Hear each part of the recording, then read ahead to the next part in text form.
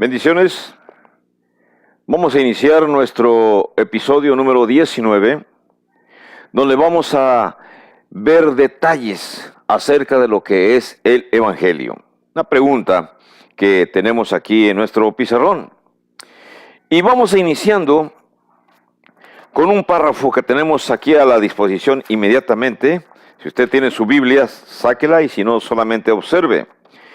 En el libro de Juan, capítulo 8, versos 31 al 34, Jesucristo está dialogando con judíos y les menciona algo que es interesante para nosotros. Juan 8, 31 al 34, les menciona 8, 31 al 34, les menciona estas frases, le dice en el libro de Juan, les dice lo siguiente, déjenme ver, aquí tenemos la información. Dice, dijo entonces Jesús a los judíos que habían creído en él, si vosotros permanecéis en mi palabra, o permaneciereis en mi palabra, seréis verdaderamente mis discípulos, conoceréis la verdad, y la verdad os hará libres. Le respondieron, linaje de Abraham somos, y jamás hemos sido esclavos de nadie. ¿Cómo dices tú, seréis libres? Jesús le respondió, de cierto os digo que todo aquel que hace pecado, esclavo es del pecado. Notamos en esta conversación que no están en la misma línea de comunicación. Jesús está hablando del aspecto espiritual y los judíos están entendiendo el aspecto físico. Les dice, simplemente se centra en esto, conocerán la verdad. Al conocer la verdad, entonces ellos serían libres. Al conocer la verdad, serían libres. Y los judíos contestan y dicen, no hemos sido esclavos de nadie. ¿Por qué dices tú, seremos libres? Y entonces Jesús tiene que repetirles otra vez que no habla de esclavitud física. Hay una diferencia entre esclavitud física y esclavitud espiritual. La esclavitud física es cuando la persona simplemente tiene que trabajar sin recibir pago. Y la esclavitud espiritual es cuando la persona, aunque no lo quiera, si tiene un pecado, entonces esa persona, si tiene un pecado, es esclavo espiritual de su pecado. ¿Cómo funciona esto? ¿De qué manera trabaja? Bueno, concentrémonos en lo que dice Jesús. Las personas que son esclavos espirituales, no los esclavos físicos, esclavos espirituales, son todas las personas que tienen pecados. Y la única forma de liberarse de esa esclavitud espiritual es cuando la persona conozca la verdad. Y automáticamente, al conocer la verdad y obedecerla, por supuesto, la persona será libre de su esclavitud.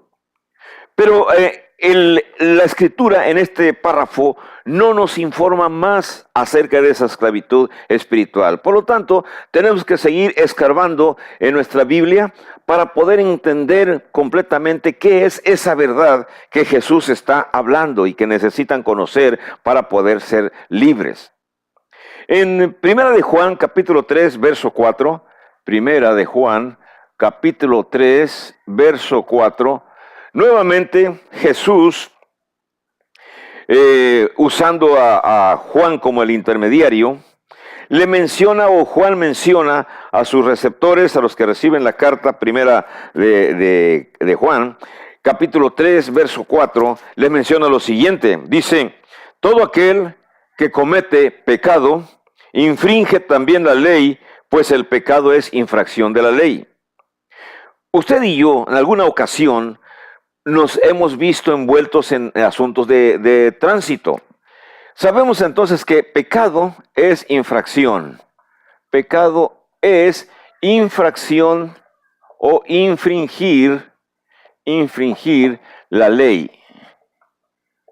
Eso es lo que es pecado. Obviamente en el aspecto espiritual se está refiriendo a la ley de Dios. Pero también en la ley de tránsito hay una ley muy clara que nos dice que cuando la luz está en verde en los semáforos, usted puede seguir manejando. Y si la luz está en naranja, color anaranjado, tiene que detenerse. Y si está en rojo, es un alto total. Entonces, si usted y yo vamos en un crucero, usted o yo vamos en un crucero, y simplemente el policía está escondido, policía de tránsito está escondido en algún lugar sin que nadie lo veamos, y nosotros imprudentemente nos detenemos, y al detenernos, nosotros hacemos lo siguiente: miramos a derecha, miramos a izquierda, y si vemos que no hay vehículos, aunque la luz esté roja en el semáforo, esas tres luces, nosotros venimos y seguimos avanzando. Si hacemos eso, el policía nos detiene y nos va a llamar la atención, nos va a dar una llamada de atención o definitivamente nos va a multar. Y tenemos que ir a pagar esa multa. Bueno, ¿por qué creemos que si la ley terrenal nos castiga, acaso no creeremos también que la ley espiritual también castiga o que Dios también castiga? Tenemos que entender que Dios también castiga cuando nosotros violamos o infringimos su ley. Ahora, en las leyes terrenales ofrecen castigos temporales, pero en la ley espiritual, cuando es violada, tiene un castigo, tiene una penitencia o una pena que es mucho, muy superior. Déjeme leerle en Romanos capítulo 6, verso 23, y vamos a encontrar ahí rápidamente cuál es la paga de el cometer un delito. La paga del pecado tiene una consecuencia importante. Dice el texto de Romanos, capítulo 6, verso 23. Vamos a buscar nuestra Biblia, lo encontramos, y dice el párrafo: porque la paga del pecado es muerte, mas la dádiva de Dios es vida eterna en Cristo Jesús, Señor nuestro. Pablo, cuando escribe a los Romanos, menciona que siempre hay dos opciones. Habla acerca de la paga del pecado y habla acerca de la dádiva de Dios. La dádiva de Dios es diferente a la paga del pecado. ¿Cuál es la paga del pecado que según este párrafo Dios da a quien tiene delitos? Dice que la paga para ellos es la muerte. Y déjeme añadir la palabra muerte eterna, porque en la siguiente sección, cuando se da la dádiva de Dios, me sugiere que también es vida eterna, dice, también es muerte eterna. Dice el texto, el 23 dice, pero dice, la dádiva de Dios es vida eterna en Cristo Jesús. Entonces, usted y yo otra vez estamos viendo constantemente las dos opciones que se nos presentan en las Sagradas Escrituras. Recuerde, crea usted o no lo crea, simplemente la Biblia lo dice. Si usted es ateo, es muy respetable su posición. Si usted es un creyente, pero aún no conoce la verdad, no conoce el Evangelio, usted está en una buena situación actualmente, porque tiene todavía la opción de escoger. El ateo ya escogió, pero aún así, si está vivo, puede cambiar de opinión. Pero el párrafo nos está diciendo entonces que se necesita conocer la verdad, y la persona que no conozca la verdad va a sufrir la muerte eterna, quien no obedezca a la verdad. Sin embargo, aquí surge una pregunta, y esa pregunta es bastante importante. La pregunta es, ¿cuál verdad es la que tenemos que conocer? ¿O a qué verdad se está refiriendo los escritores sagrados cuando dice conocer la verdad? ¿Qué es la verdad? ¿Cuál verdad? ¿De qué me está hablando la Escritura cuando me dice acerca de conocer la verdad? Bueno, déjeme ver qué cosa dice Juan capítulo 17, verso 17, cuando escribe el Evangelio. Y en este párrafo dice el párrafo del verso 17, Señor, dice, santifícalos en tu verdad. Y luego usa una frase que es muy extensa, dice, tu palabra es verdad. Juan 17, verso 17, dice que la verdad es tu palabra. Señores, tu palabra, es una frase que nos indica prácticamente toda la Biblia. Es como si me dijera Juan, o nos dijera Juan, que necesitamos conocer toda la Biblia para poder obtener la salvación, y eso es imposible debido a que existen en el mundo muchas personas no literatas, no saben leer, no saben escribir, Entonces, ¿están condenados ellos a la perdición eterna? Claro que no. Entonces, ¿qué significa realmente eso de que tu palabra es la verdad? Porque toda la Biblia es palabra de Dios, Antiguo Testamento y Nuevo Testamento. Tenemos entonces que ser más concretos para ver si toda la verdad, toda la Biblia necesitamos conocerla para ser salvados. Miren, en Génesis capítulo 1, verso 1, el texto nada más dice, déjeme escribir aquí el párrafo, Génesis 1, verso 1, dice, en el principio Dios creó los cielos y la tierra. Entonces, este párrafo nos habla acerca de que hubo una creación divina, una creación por medio de la palabra. Dios solamente habló y el mundo fue hecho. Si usted lo acepta como verdad, correcto. Si no lo acepta como verdad, bueno, es su problema. Pero el punto aquí es que se nos menciona que necesitamos conocer la verdad y la verdad nos va a hacer libres. Ahora, ¿es esta la verdad? De que hubo una creación instantánea o una creación en corto lapso de tiempo que el Señor hizo nada más con el poder de su palabra. No es suficiente. Bueno, vamos a ver otra verdad. En el libro de Génesis, capítulo 7, versículo 11 al 12, se nos menciona otra verdad. Vamos a ver esa verdad que aquí aparece. Dije Génesis, capítulo 7, del 11 al 12. ¿Y qué nos habla este párrafo? Este párrafo nos habla que en el pasado, según la información, hubo un diluvio en el cual todos los seres vivos fallecieron, fueron muertos, con la excepción de Noé y su familia. Entonces, esa información es una verdad. ¿Es suficiente esa verdad o estas dos verdades para que yo obtenga la salvación? La respuesta, no. Y podemos seguir viendo más verdades en Éxodo. En el libro de Éxodo se nos menciona en el capítulo 34, verso 28, se nos menciona que Moisés recibió la ley, los 10 mandamientos, los recibió en tablas de piedra por parte de Jehová. ¿Es esa verdad la que el hombre necesita conocer para librarse del pecado espiritual, para salvarse? La respuesta es no. Sí recibió la ley. Voy a sintetizar aquí simplemente, recibió la ley en tablas de piedra. ¿Con eso significa que ya la persona es salvada? No. Son verdades espirituales, son verdades bíblicas, pero no son suficientes para obtener la salvación. ¿Y qué de Mateo capítulo 9, 27 al 30? Porque aquí en el libro de Mateo capítulo 9, 27 al 30, se nos habla acerca de algunos milagros que Jesús hizo. Esto está en Mateo capítulo, les dije a ustedes, capítulo 9, versos del 27 al 30. ¿Y qué cosa es lo que aparece en esos versículos? Esos versículos nos hablan acerca de que Jesús hizo muchos milagros, sanó ciegos, sanó mudos, los curó físicamente. ¿Significa que al conocer esa verdad, usted y yo vamos a ser salvos de nuestro pecado espiritual? La respuesta es no. Entonces, ¿cómo vamos a conocer esa verdad que el Señor nos está pidiendo y nos está diciendo que al conocer la verdad, todo mundo seremos libres? Bueno, vamos a seguirle preguntando al Nuevo Testamento, porque ahí es donde se encuentra la respuesta, y usted y yo necesitamos respuestas. En 1 de Pedro 1, del 22 al 25, es un párrafo bastante importante que usted va a tener en consideración. 1 de Pedro, capítulo 1, verso 22 al 25, dice el párrafo literalmente así. Dice el texto que las personas fueron purificadas, déjenme ver aquí, sus almas fueron purificadas al obedecer. Es que mejor leérselo porque se lo digo textualmente, no tengo muy buena memoria. El párrafo dice, ustedes han purificado sus almas cuando obedecieron a la verdad mediante el Espíritu. Nuevamente aparece la palabra la verdad, pero dice que hay consecuencias al obedecer la verdad. Número 1 dice, almas son purificadas.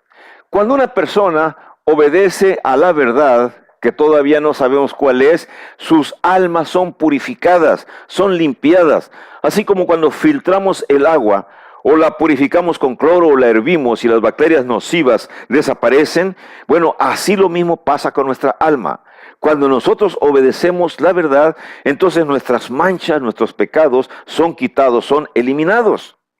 Pero Pedro no dice más. Sin embargo, vamos a ver los otros 2 o 3 aspectos que menciona Pedro. Dice, obedecen a la verdad mediante el Espíritu. Entonces, esa verdad no es una verdad cualquiera, es una verdad, voy a usar la palabra aquí, verdad espiritual.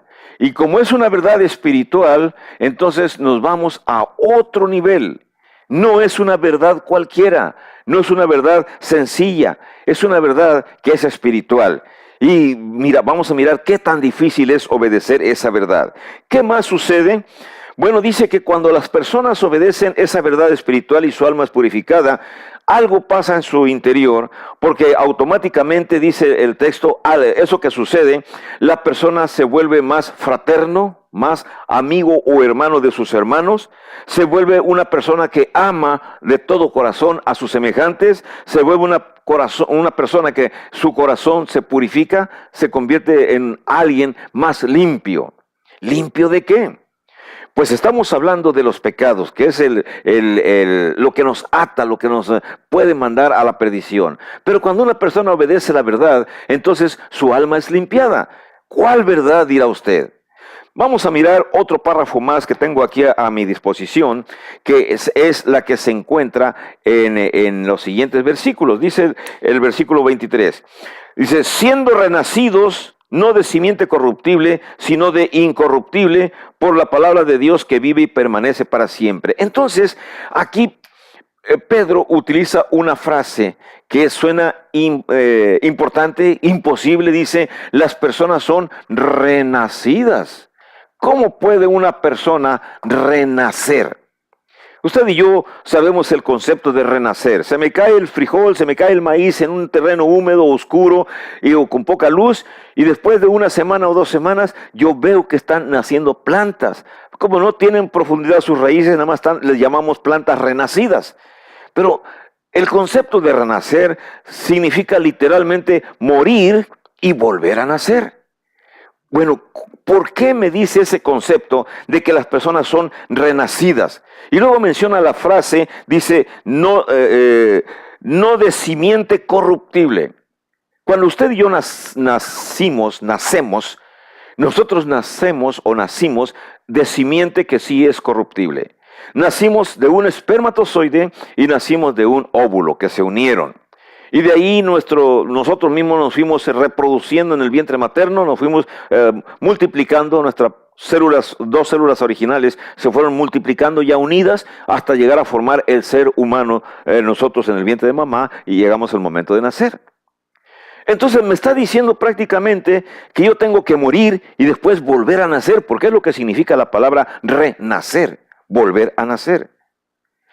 ¿Qué más dice el párrafo? Dice, toda carne es como hierba y toda la gloria del hombre como flor de la hierba se seca y la flor se cae. La interpretación es que los seres humanos, todo mundo, somos como hierbas. O sea, tenemos nada más una vida temporal. Nacemos, crecemos, vivimos temporalmente y luego simplemente desaparecemos. Pero dice el versículo 25, la palabra del Señor permanece para siempre. Y me entra la curiosidad, ¿cuál palabra del Señor? Y luego el párrafo 25 dice, la palabra que por el Evangelio, dice más el verso 25, dice, os ha sido anunciada. O sea que necesito entonces conocer exactamente qué cosa es el Evangelio, porque a través del Evangelio a mí se me anuncia la salvación, pero no sé qué es el Evangelio. Tendría que preguntarle a Pablo, y para eso voy a buscar el libro de Efesios capítulo 1, verso 13. ¿Y qué dice Efesios capítulo 1, verso 13? Bueno, déjeme quitar este párrafo y vamos a ver qué cosa le dice Pablo a los efesios para entender un poco más esta cuestión del Evangelio. Voy a escribir aquí para su beneficio, Efesios capítulo 1, verso 13. ¿Qué dice el párrafo? Y dice así, en él también vosotros, habiendo oído la palabra de verdad. Ya tengo más luz entonces, tengo más información. Me dice que el evangelio es algo que se tiene que oír, porque esto es lo que se llama la palabra de verdad. Y si esa es la palabra de verdad, entonces el evangelio debe ser la verdad. Dice, el evangelio de vuestra salvación. Me da otra información, dice que el evangelio produce vuestra. Voy a usar vuestra, aunque en realidad tiene que ser de todos, también nosotros, vuestra salvación. ¿Y qué más dice el verso 13? Dice, habiendo creído en él, ok, entonces el evangelio es algo en el cual se debe creer. Se debe creer. ¿Y qué pasa cuando la persona cree en el evangelio? Creer tiene un amplio significado más de lo que simplemente se oye. ¿Qué se debe creer? Dice el texto otra vez de Efesios 1:13, dice, cuando la persona cree, dice, entonces son sellados. Automáticamente la persona que cree, entonces la persona es sellado con la promesa del Espíritu Santo. Promesa del Espíritu Santo. ¿Y cuál es esa promesa? ¿Y qué cosa es el evangelio? Porque Pablo no explicó en este párrafo qué cosa es el evangelio. Entonces necesitamos conocer más. No es suficiente, no nos basta. Déjeme entonces buscar otro párrafo más.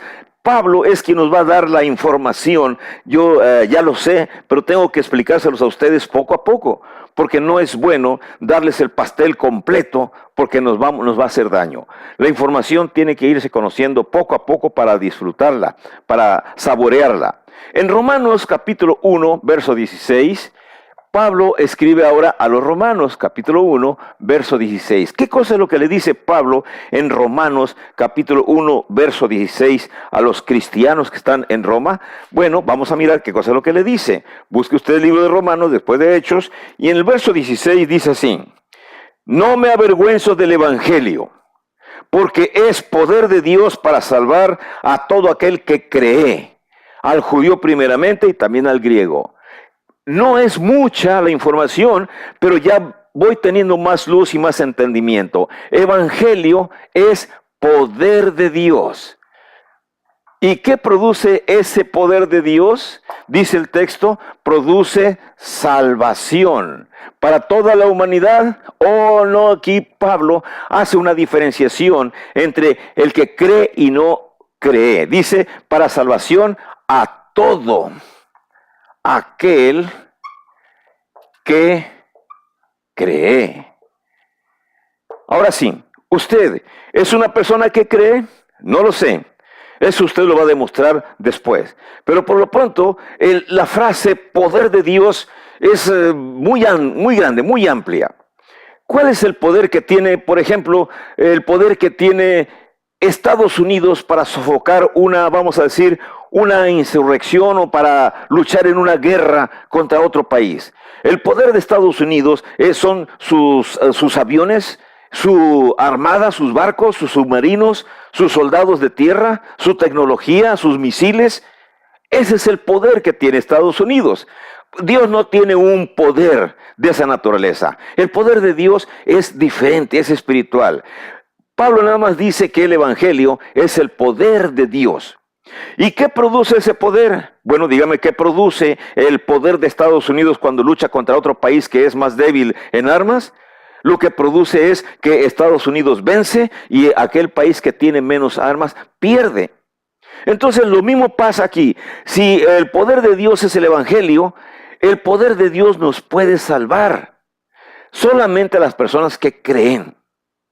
Pero si ustedes notan, en todos los párrafos que miramos, ni Primera de Pedro, ni Efesios, ni Romanos nos dice en concreto qué es el evangelio. Así que en la siguiente clase, en el siguiente video, en el video número 20, vamos a continuar viendo a ver qué cosa es ese evangelio. para poder tener mayor comprensión. Bendiciones. Nos miramos en el video número 20. Hasta luego.